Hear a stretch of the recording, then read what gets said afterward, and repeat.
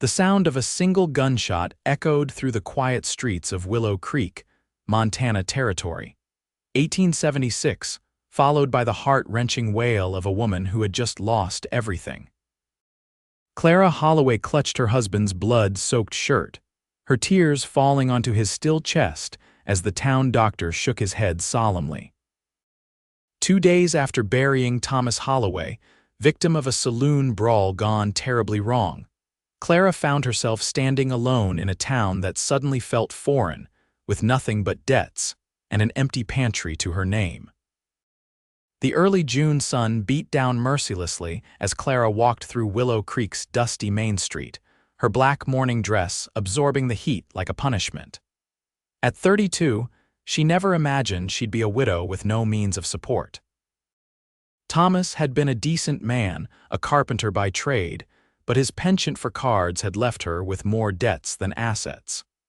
The bank had already sent notice they would seize their small home within the month if payments weren't made. Clara straightened her back and adjusted the simple bonnet that shielded her face.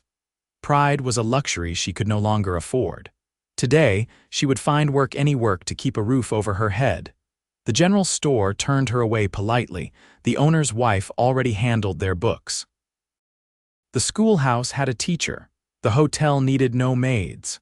By midday, Clara's hope dwindled with each rejection. She paused outside the Silver Dollar Saloon, hesitating at the threshold.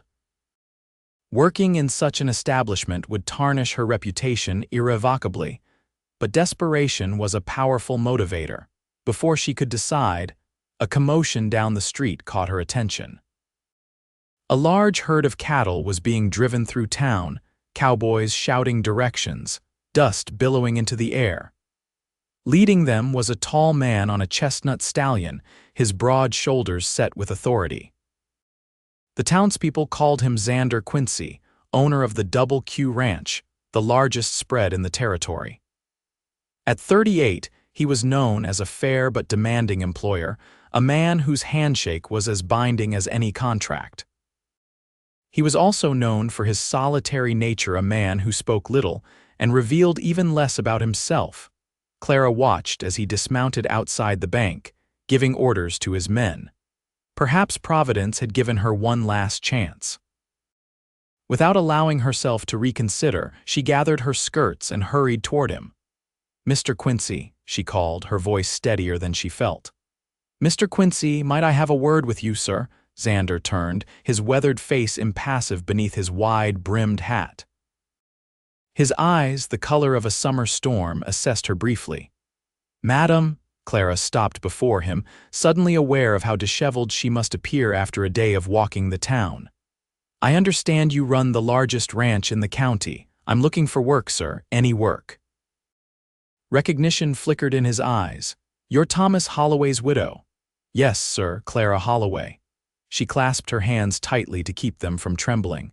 "I can cook, clean, mend clothing. I'm educated. I could manage accounts or correspondence. I'm not afraid of hard work."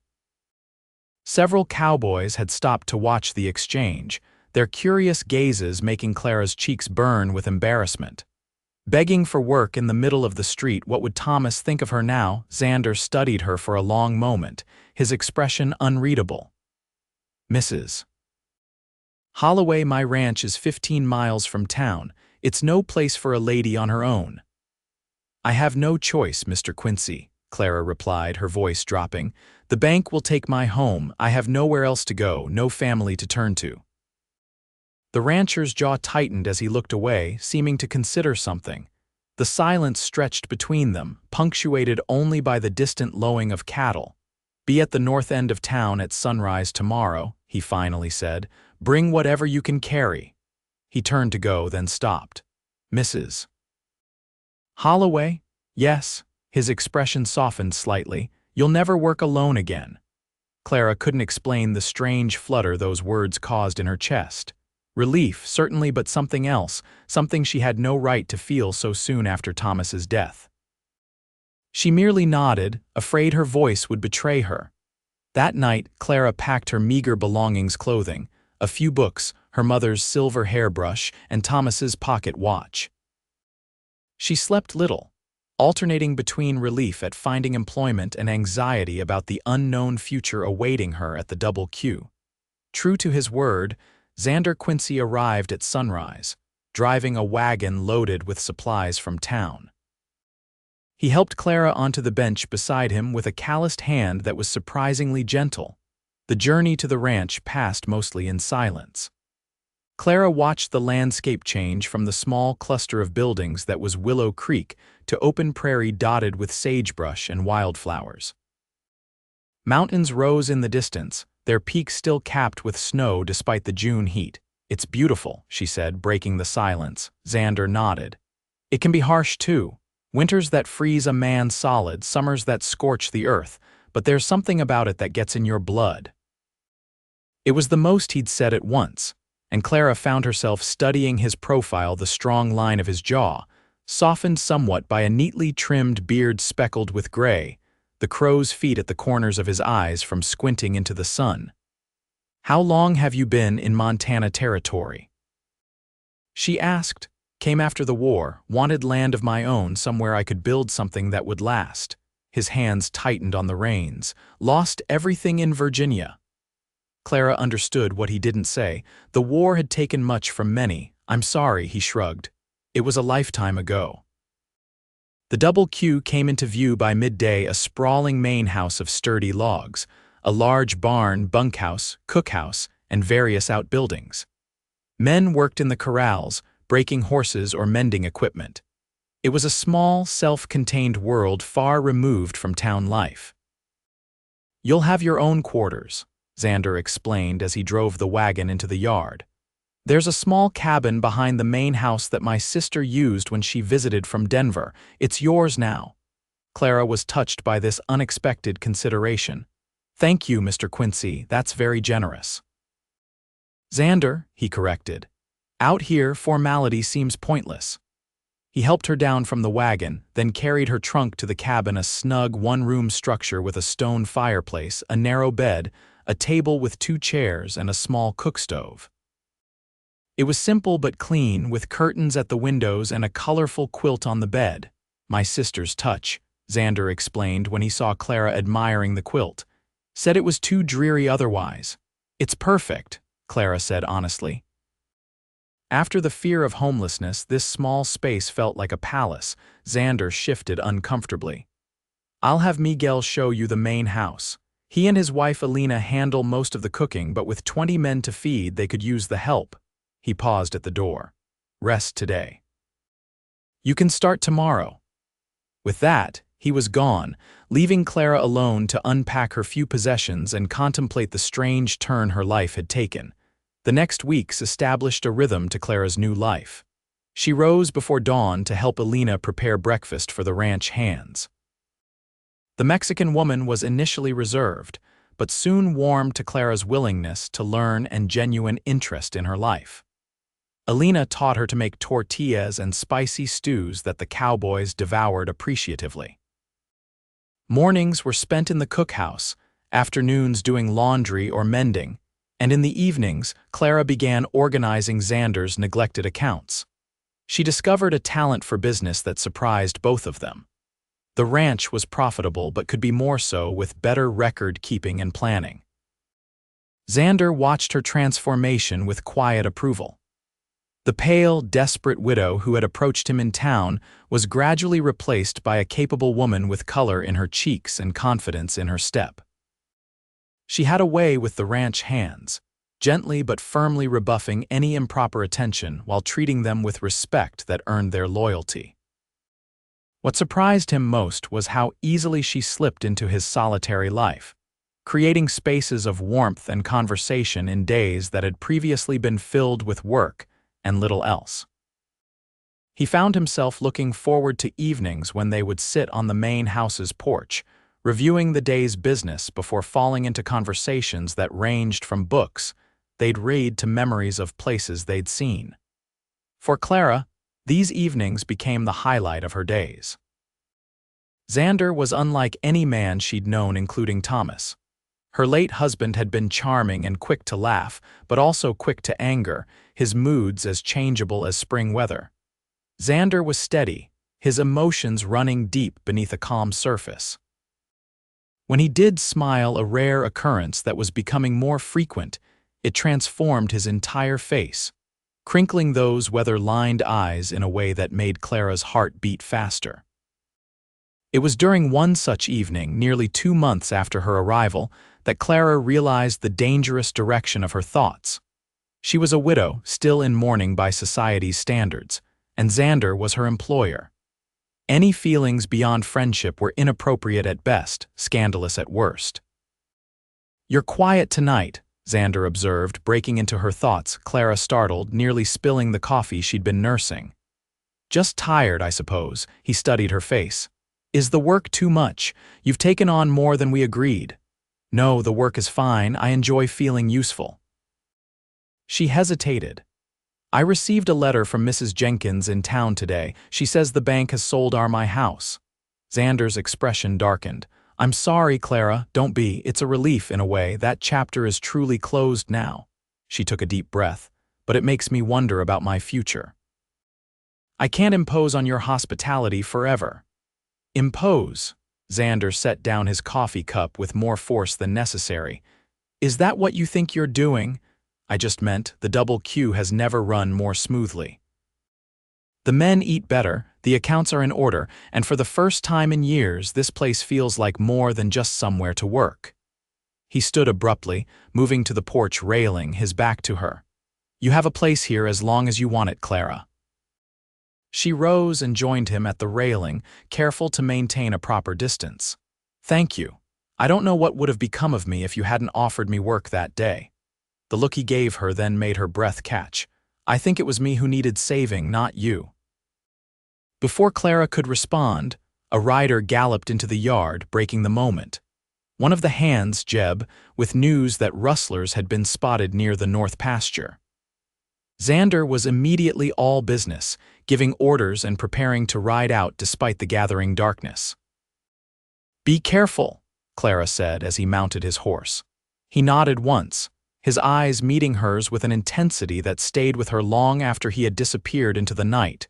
3 days passed with no word from Xander and the men who had ridden with him. Clara tried to maintain her usual routine, but worry gnawed at her constantly. On the 4th morning, she was kneading bread dough with more vigor than necessary when Alina touched her arm gently. "They will return, Senora. The patron knows these lands better than anyone." Clara managed a smile. "Of course. I just wish," the sound of hoofbeats interrupted her. Clara wiped her hands on her apron and hurried outside, her heart leaping at the sight of riders approaching. Relief turned to fear when she saw Xander slumped in his saddle, his shirt dark with blood. 2 of his men rode alongside, supporting him. "Get him inside," Clara commanded, running toward the main house. "Elena, boil water. Miguel, bring the medical supplies." They carried Xander to his bedroom, a Spartan space Clara had entered only to clean. Now she moved with purpose, cutting away his shirt to reveal a bullet wound in his left shoulder. "Rustlers," Jeb explained tersely. "Boss took a bullet meant for me," Clara nodded, focusing on cleaning the wound. "The bullet went through clean. That's something to be thankful for." Her hands trembled slightly as she worked, but her voice remained steady. "He's lost blood, but he's strong. He'll heal." The next days blurred together as Clara rarely left Xander's bedside. Fever set in as she feared it might, and she fought it with cool compresses and herbal teas Alina prepared. She read to him when he was lucid, spoke softly when nightmares made him restless, and prayed when she could do nothing else. On the 3rd night, his fever broke. Clara had dozed off in the chair beside his bed and woke to find him watching her, his gray eyes clear for the first time in days. "You saved my life," he said, his voice hoarse. Clara shook her head. "You're not out of danger yet. You need to rest and regain your strength." "Clara," he reached for her hand, his grip surprisingly strong. "Thank you." She squeezed his hand gently. "You once told me I would never work alone again. I'm holding you to that promise, Xander Quincy. So you need to get well." A ghost of a smile touched his lips before he drifted back to sleep, still holding her hand. As summer gave way to autumn, Xander recovered his strength. Clara found their relationship subtly changed, a new awareness humming between them, an unspoken understanding that defied definition. Their evening conversations on the porch resumed, but now they sat closer, sometimes lapsing into comfortable silence as they watched the sunset paint the mountains gold and crimson. The first snow fell in late October, dusting the ranch with white that would soon deepen into winter's blanket. Clara stood on her cabin's small porch, wrapping a shawl tightly around her shoulders as she watched the flakes swirl in the lantern light. "Beautiful, isn't it?" Xander's voice came from behind her. He'd taken to visiting her cabin in the evenings, though always with the door left properly open. "It is," she agreed, smiling as he joined her. "Though I imagine it's less charming when you're working cattle in it. True enough." He seemed unusually tense, his hands clasping and unclasping behind his back. "Is something wrong?" Clara asked. Xander took a deep breath. "I received a letter from my sister today. She's inviting me to Denver for Christmas." "That sounds lovely. You should go. It's been years since you've seen her from what you've told me." "She's invited you as well." Clara blinked in surprise. "Me, but she doesn't know me." "I've written to her about you." A flush crept up his neck, visible even in the dim light. "She's curious to meet the woman who's brought such changes to the Double Q and to her brother." Something in his tone made Clara's heart race. "What sort of changes would those be, Mr. Quincy?" He stepped closer, close enough that she could feel the warmth radiating from him. "For one, I smile more, according to Jeb, and I talk more, which Miguel claims is unsettling." Clara laughed softly. "Terrible changes indeed." "The worst change," he continued, his voice dropping lower, "is that I can't imagine this place without you anymore, Clara. Can't imagine my life without you in it." The air between them seemed to still, the falling snow creating a curtain that separated them from the rest of the world. "Xander," Clara began, uncertain what to say. It had been less than 6 months since Thomas's death. Propriety demanded a full year of mourning, and yet— "I know it's too soon," he said, as if reading her thoughts. "I know you're still grieving. I don't expect anything, Clara. I just wanted you to know that when you're ready, if you're ever ready, there's a place for you here, not as an employee, as—" "As what?" she whispered, his eyes held hers. "As my wife, if you'll have me." Clara's breath caught. For a moment, she saw her life stretched before her, safe, respected, cherished by this good man who had saved her when she had nothing. But it wasn't gratitude that made her heart swell with emotion. It was something deeper, something that had grown quietly through shared work and conversation, through trust built day by day. "I need time," she said finally. Disappointment flickered across his face, quickly hidden. "Of course, I shouldn't have spoken so soon." Clara reached for his hand, stopping him as he turned to go. "Xander, wait. I need time, but not because I don't care for you." She took a steadying breath. "I care for you more than I thought possible. That's why I need to be sure that what I feel isn't just gratitude or comfort, sure that I'm honoring Thomas's memory properly." Hope returned to his eyes. "Take all the time you need. I'm not going anywhere." They traveled to Denver for Christmas as planned, a journey that strengthened the bond between them. Xander's sister Rebecca, a vivacious widow with 2 young children, welcomed Clara warmly. Away from the ranch, in the elegant surroundings of Rebecca's home, Clara saw new facets of Xander: his patience with his nephews, his dry wit that made his sister laugh, his dignity among Denver's society that reminded Clara he was not just a rancher but a respected businessman. In turn, Xander watched Clara bloom in this new environment.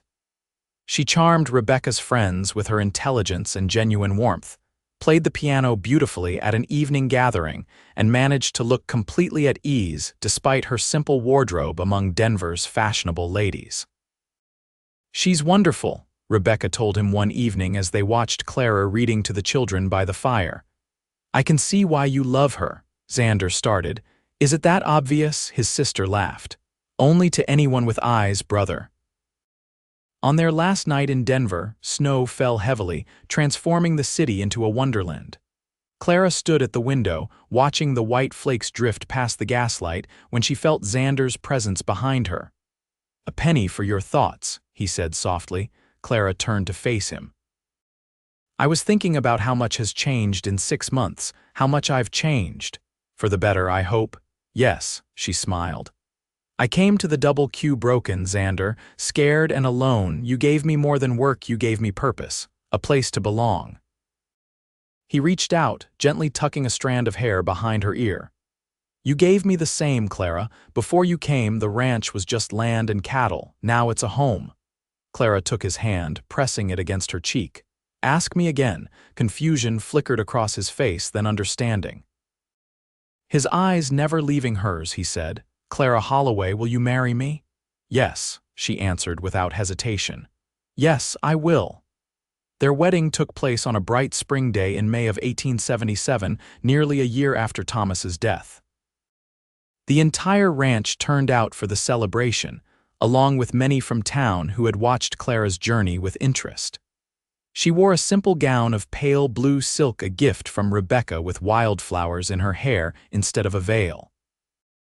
Judge Parker from Willow Creek performed the ceremony on the porch of the main house, where so many of their most meaningful conversations had taken place. When Xander kissed her as his wife for the first time, the cheers from the ranch hands nearly drowned out the pounding of Clara's heart. The celebration lasted well into the night, with dancing in the yard to fiddle music played by Miguel and 2 of the hands.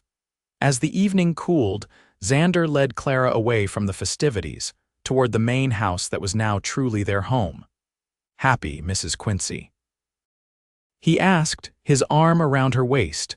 Clara looked up at the man who had transformed her life, whose steadfast love had helped her find strength she never knew she possessed. "More than I ever thought possible." "You know," he said as they reached the porch steps, "when you asked me for work that day in town, I almost refused." "What changed your mind?"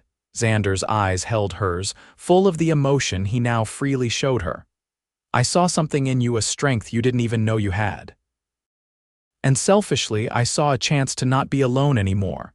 Clara raised her hand to his cheek. "We'll never be alone again, that's a promise."